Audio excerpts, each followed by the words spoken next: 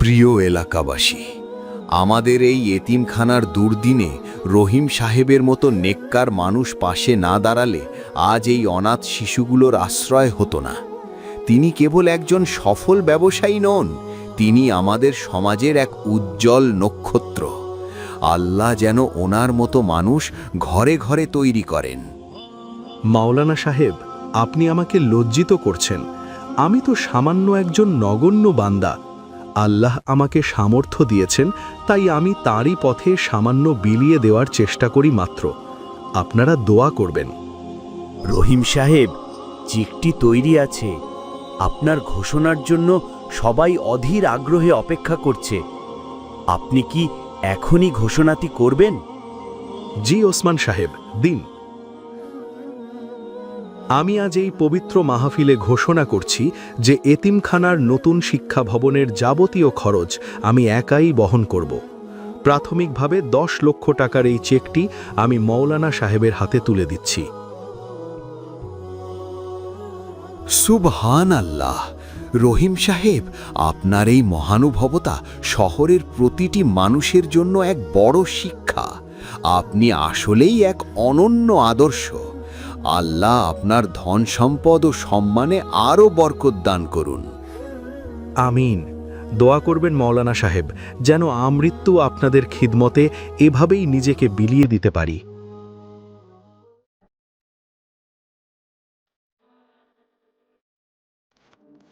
ওসমান সাহেব, এতিমখানার জন্য বিদেশি সংস্থা থেকে যে 50 লক্ষ টাকার ফান্ড এসেছে, তার সবটাই কি আমাদের মূল অ্যাকাউন্টে ঢুকেছে? জি রহিম সাহেব, আজ সকালেই টাকাটা জমা হয়েছে। কিন্তু আপনি কি সত্যিই এই টাকাটা ব্যবসার লোকসান মেটাতে ব্যবহার করতে চান? মৌলানা সোলাইমান সাহেব কিন্তু এই ফান্ডের খবর জানেন। মৌলানা সাহেব শুধু জানেন ফান্ড এসেছে, কত এসেছে তা তিনি জানেন না। আপনি সেখান থেকে মাত্র 10 লক্ষ টাকা এতিমখানার অ্যাকাউন্টে দেখান, বাকি 40 লক্ষ টাকা আমার ব্যক্তিগত ব্যবসায়িক ঘাটতি মেটাতে সরিয়ে ফেলুন।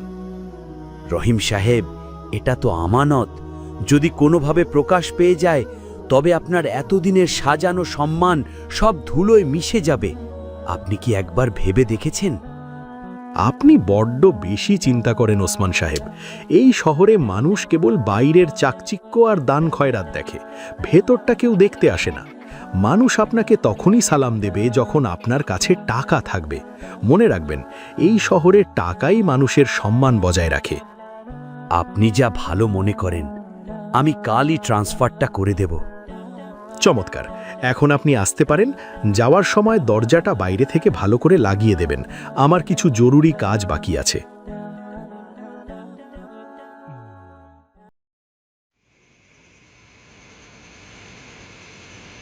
আমিনা মা, এদিকে আসুন তো, দেখুন আপনার জন্য কি এনেছি।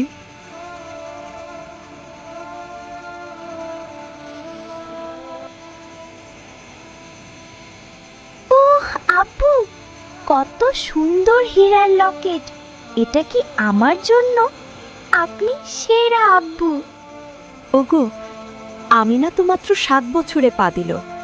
এত দামি হীরার গয়না কি এখনই প্রয়োজন ছিল? ইদানিং আপনি বড্ড বেশি বিলাসিতা করছেন। ফাতেমা, আমার কলিজার টুকরো মেয়ের শখ পূরণ করব না তো কার করব?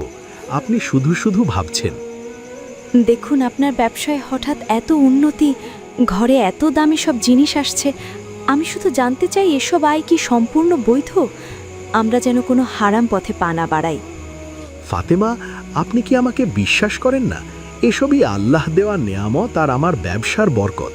আপনি বরং আমিনাকে এটা পড়িয়ে দিন। অহেতুক চিন্তা করে আনন্দটা নষ্ট করবেন না। আল্লাহ যেন আমাদের এই সুখ হালাল রাখেন, আমিন।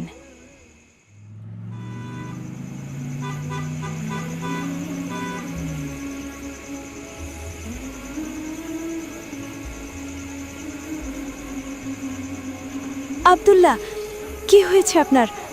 ওগো, দেখুন না, ওর মুখটা কেমন নীল হয়ে যাচ্ছে। আব্দুল্লাহ, শোনা, আমার দিকে তাকান। আপনি কি কিছু বলতে পারছেন? ওসমান সাহেবকে ফোন দিন। ফাতেমা, এক্ষুনি গাড়ি বের করতে বলুন।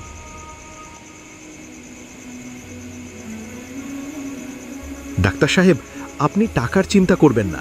শহরের সবচেয়ে ভালো চিকিৎসার ব্যবস্থা করুন, যা লাগে আমি দেব, শুধু আমার ছেলেকে সুস্থ করে দিন।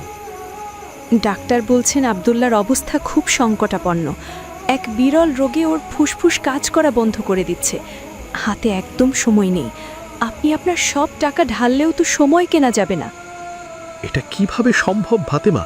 আমি আজই কয়েক লক্ষ টাকা দান করলাম, আর আমার ঘরেই আজ এমন বিপদ। আমি যে কোনো পরিমাণ টাকা খরচ করতে প্রস্তুত। টাকা দিয়ে যদি সব হতো, তবে দুনিয়ায় কোনো ধনী মানুষ মারা যেত না রহিম সাহেব। আপনি বরং আল্লাহর কাছে পানাহ চান। আমাদের এই বিলাসবহুল জীবন আজ আমাদের কোনো কাজে আসছে না।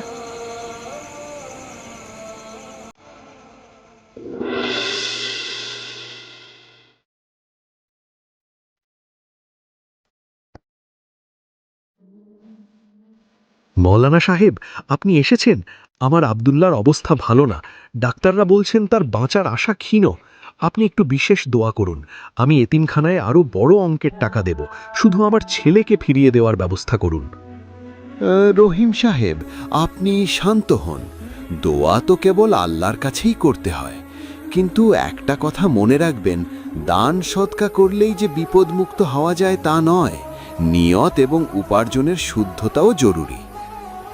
আমি তো সব সময় মানুষের উপকার করার চেষ্টা করি মৌলানা সাহেব। আপনি তো জানেন আমি এতিমদের জন্য কত টাকা খরচ করি। দেখুন রহিম সাহেব, মানুষের দোয়া তখনই আরশে পৌঁছায় যখন তার লোকমা হয় হালাল। হারামের রক্তে গড়া শরীরে ওষুধের চেয়ে তওবা বেশি কাজে দেয়। আমরা মুখে যাই বলি না কেন, মহান আল্লাহ কিন্তু আমাদের অন্তরের খবর আর উপার্জনের উৎস খুব ভালো জানেন। কোনো গোপন পাপ যেন আপনার সন্তানের আরোগ্যের পথে বাধা না হয়ে দাঁড়ায়, সেটা একটু ভেবে দেখুন। গোপন পাপ? আপনি কি কিছু বলতে চাইছেন মৌলানা সাহেব? আমি কিছুই জানি না রহিম সাহেব, কিন্তু আল্লাহ সব জানেন। এখনো সময় আছে, তার কাছে সঁপে দিন নিজেকে। আন্তরিক তওবা হয়তো অনেক বড় বিপদ সরিয়ে দিতে পারে। বিশিষ্ট ব্যবসায়ী রহিম সাহেবের এতিমখানার ফান্ড আত্মসাতের চাঞ্চল্যকর তথ্যভাস। বিদেশি সংস্থার অডিট রিপোর্টে জালিয়াতির প্রমাণ। এ কি দেখছি আমি? ওসমান সাহেব, এসব কি হচ্ছে? রহিম সাহেব, সব শেষ। অডিট রিপোর্ট প্রকাশ পেয়েছে। আপনার জালিয়াতি আর গোপন সব লেনদেনের তথ্য এখন সবার হাতে। পুলিশ নিচে অপেক্ষা করছে আপনাকে গ্রেফতার করতে। আপনি আর পালাতে পারবেন না। ছি রহিম সাহেব, আপনি এতিমদের হকের টাকায় নিজের অট্টালিকা গড়েছেন। আমাদের সবার চোখে ধুলো দিলেও আল্লাহর চোখকে ফাঁকি দিতে পারলেন না। আপনার আসল চেহারা আজ বেরিয়ে এলো। মৌলানা সাহেব, আমি তো শুধু পরিবারের ভালো চেয়েছিলাম।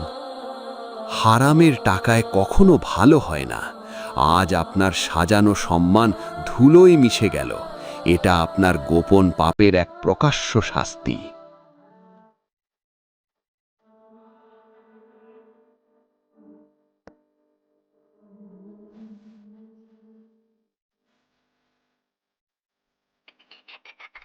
আলহামদুলিল্লাহ, আব্দুল্লাহ আজ হাসপাতাল থেকে বাড়ি ফিরেছে।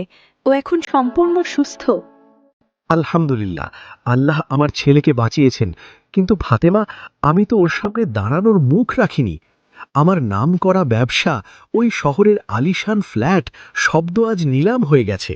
আমাদের কিছুই বাকি নেই। সম্মান আর সম্পদ তো আল্লাহর দান ছিল। আপনি এতিমের হক মেরে সেই সম্পদ বাড়িয়েছিলেন। কিন্তু দেখুন, সেই অবৈধ টাকা আপনার ছেলেকে সুস্থ করতে পারেনি, উল্টো আপনাকে সবার সামনে চরম লাঞ্ছিত করেছে। আমি ভেবেছিলাম পর্দার আড়ালের খবর কেউ জানবে না। আমি অন্ধকারের রাজত্ব গড়তে চেয়েছিলাম। কিন্তু আজ বুঝতে পারছি আল্লাহ লাঞ্ছনা থেকে বাঁচার কোনো পথ নেই। আমার পাপ গোপন থাকলেও শাস্তিটা আল্লাহ সবার সামনেই দিলেন। হারামের বিলাসিতা সাময়িক সুখ দিলেও শেষটা এমনই যন্ত্রণার হয়। এখন অন্তত সত্যটা স্বীকার করে আল্লাহর কাছে তওবা করুন। সম্পদ না থাকলেও যেন আমরা ঈমান নিয়ে বাঁচতে পারি। আমি অনেক বড় ভুল করেছি ফাতেমা, আমাকে ক্ষমা করে দিন। এই জেলখানা হয়তো আমার পাপের প্রায়শ্চিত্তের শুরু।